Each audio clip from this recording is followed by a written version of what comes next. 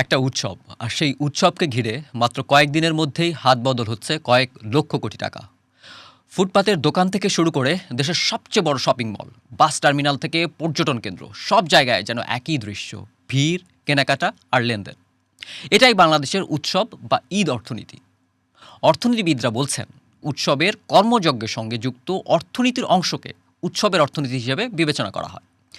বিশ্বব্যাংকের ঢাকা কার্যালয়ের সাবেক মুখ্য অর্থনীতিবিদ ডক্টর জাহিদ হোসেন বলেন, ঈদে সরকারি বেসরকারি খাতের কর্মকর্তা কর্মচারীরা বোনাস পান, যা সরাসরি ভোক্তা ব্যয়ে চলে যায়। পোশাক শ্রমিকরাও বোনাসের টাকা খরচ করেন নতুন পোশাক, উপহার বা যাত্রা খাতে। ফলে পুরো বাজারই চাঙ্গা হয়ে ওঠে। তবে বাংলাদেশের ঈদ অর্থনীতির প্রকৃত আকার নির্ধারণ করা কঠিন বলছিলেন তিনি। এদিকে এবারও ঈদ যত এগিয়েছে, বাজারও ঠিক ততটাই জমেছে। একদিকে পোশাক, জুতা, প্রসাধনী, মোবাইল, ফ্রিজ, টিভি, আসবাবপত্র কেনাকাটার তালিকায় আরও আছে সেমাই, মিষ্টি, ফল, মশলা, তেলসহ অসংখ্য খাদ্যপণ্য। অন্যদিকে রেমিট্যান্স, যাতায়াত, দেশ বিদেশের বিভিন্ন জনপ্রিয় স্থানে ভ্রমণ, ফিতরা, জাকাত ও দানের অর্থ, সব মিলিয়ে তৈরি হয়েছে এক বিশাল অর্থনৈতিক সার্কেল। বাড়ছে লেনদেন, হাত বদল হচ্ছে লক্ষ কোটি টাকা। বছর জুড়ে যার অপেক্ষায় থাকেন ব্যবসায়ীরা। আচ্ছা, কত টাকা লেনদেন হয় ঈদুল ফিতরকে ঘিরে? প্রশ্ন আছে, কিন্তু এর উত্তর নেই সরকারের কোনো সংস্থার কাছে। তবে বাংলাদেশ দোকান মালিক সমিতির হিসেবে শুধু রোজা ও ঈদুল ফিতরকে কেন্দ্র করেই দেশে অতিরিক্ত 2 থেকে 2.5 লক্ষ কোটি টাকা লেনদেন হয়। এবার এই অঙ্ক আরও বাড়বে বলেই আমাকে জানিয়েছেন ব্যবসায়ীরা। বাংলাদেশ দোকান মালিক সমিতির সভাপতি হেলাল উদ্দিন আমাকে জানিয়েছেন, এবার ঈদে শুধু পোশাক কেনাকাটাতেই গতবারের চেয়ে বেশি ব্যয় হবে। আর তাতে প্রায় 50,000 কোটি টাকার মতো অর্থ খরচ হবে বলে ধারণা করছেন তিনি। এই সময়ে সারা দেশে 25 লাখ দোকানে কেনাবেচা হচ্ছে বলেও আমাকে জানিয়েছেন তিনি। সংগঠনটির হিসাব বলছে, মুদি থেকে শুরু করে নানা ধরনের দোকানে বছরের অন্য সময় যা লেনদেন হয়, রোজা ও ঈদের এই সময়ে তা গড়ে বাড়ে প্রায় 3 গুণ পর্যন্ত। জনপ্রিয় হয়ে ওঠা ই কমার্স প্ল্যাটফর্মগুলো বড় অংশের ব্যবসা করে এই সময়ে। এদিকে ঈদে শুধু জামা কাপড় নয়, নিজেকে সাজানো এবং ঘর সাজানোতেও বড় অর্থ ব্যয় করেন অনেকে। এর মধ্যে যেমন রয়েছে বিউটি পার্লার ও কসমেটিক্স খরচ, তেমনি নানান ইলেকট্রনিক পণ্য, গেজেট বিক্রিও বাড়ে। অন্যদিকে এবার ফার্নিচারের বাজারও হয়ে উঠেছে বেশ চাঙ্গা। এই ঈদে ব্র্যান্ড ফার্নিচার দোকানগুলোতে অন্তত 30% ব্যবসা বেড়েছে বলেই আমাকে জানিয়েছেন ডেল্টা ফার্নিচার্সের head of business Ahsan Habib Raihan. শুধু দোকানপাট নয়, এবারও ঈদ অর্থনীতির বড় অংশ জুড়ে আছে যাতায়াত আর ভ্রমণ।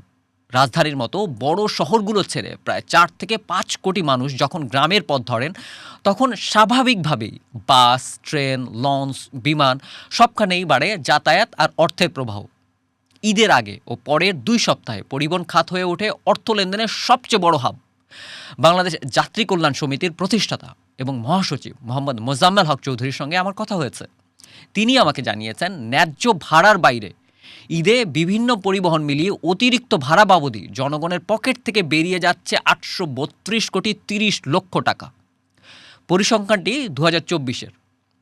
তবে সব মিলে ঈদ যাতায়াত ঠিক কত টাকা লেনদেন হয় তার কোনো পরিসংখ্যান নেই তাদের কাছে।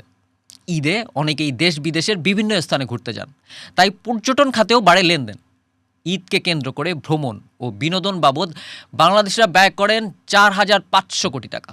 রাজনৈতিক সুস্থিরতার সঙ্গে এবারও টানা ছুটি থাকায় দেশের সমুদ্র, পাহাড় আর রিসোর্টগুলিতেও ভিড় বাড়বে, এমনটাই আমাকে বলেছেন tour operators association of Bangladesh বা টোয়াবের সভাপতি মোহাম্মদ রফিকুজ্জামান।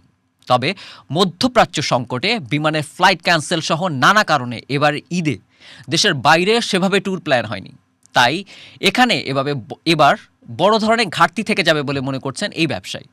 বরাবরের মতো ঈদকে সামনে রেখে এবারও বেড়েছে রেমিট্যান্স প্রবাহ। বাংলাদেশ ব্যাংকের তথ্য বলছে, মার্চের প্রথম 14 দিনই দেশে এসেছে $220,50,00,000, যা গত বছর একই সময়ে আসা রেমিট্যান্সের তুলনায় প্রায় 36% বেশি।